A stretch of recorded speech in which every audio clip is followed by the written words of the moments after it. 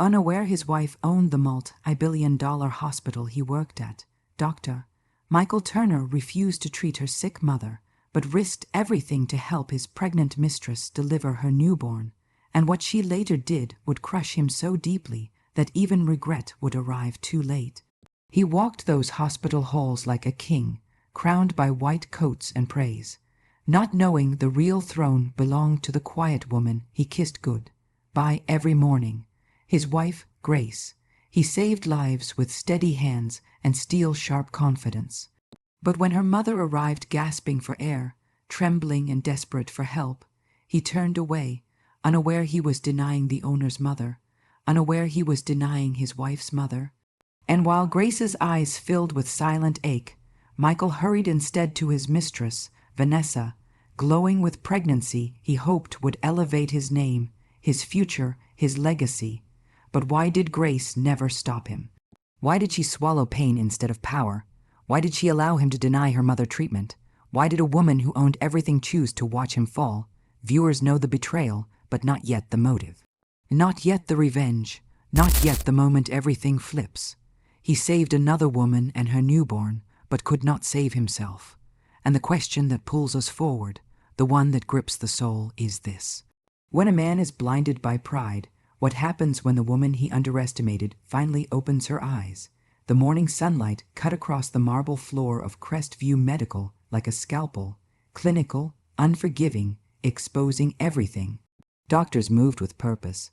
Nurses rushed with charts in hand, and the scent of sanitizer and ambition floated through the air. Dr. Michael Turner entered the lobby like a man born to be watched. His white coat fluttered behind him, stethoscope draped like a medal earned, not worn. He nodded to interns, signed documents mid-stride, speaking with a confidence that tasted like promise. "Morning, Dr. Turner," a young resident called almost breathless. Michael smiled, eyes gleaming. Another day to save lives, don't fall behind. People admired him. His precision, his certainty, the way he seemed engineered for success. But beneath the polished exterior was a hunger that never slept. He was the kind of man who saw the world in tiers. VIP patients deserve priority. Wealthy donors deserved access, and those without influence. Waited and his wife, gentle, unassuming Grace, fit into a category he couldn't define.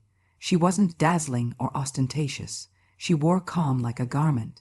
She moved through rooms without claiming them, and people often forgot she was there, except when she smiled, soft, patient, too forgiving. Months earlier, Michael had introduced her to his colleagues simply as Grace, never once mentioning marriage unless necessary. It wasn't malicious, just convenient. Grace rarely corrected anyone. She seemed content being invisible. Michael preferred it that way.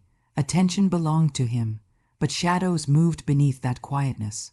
Grace always sat in the hospital boardroom during charity events, not among guests, but beside decision makers. Her last name appeared engraved in the lobby's glass donor wall, but Michael assumed it was an old relative. She faintly smiled whenever Michael boasted about earning his place, as though she knew something he didn't. That same morning, Grace stood at the hospital entrance, pale but composed, holding her mother's hand. The older woman coughed into a handkerchief, crimson speckling the white cloth like falling roses. She leaned heavily on Grace, breath shallow. Michael saw them, brows slightly pinched with inconvenience more than concern. "Grace," he said, voice professional, distant. "You should have called an ambulance." She refused. Grace whispered, panic trembling beneath her control. "She trusts you, Michael." For a brief heartbeat, so brief it almost didn't exist. His eyes softened, but then it vanished beneath duty, schedule, ego. "I have a VIP surgery in 30 minutes, he replied.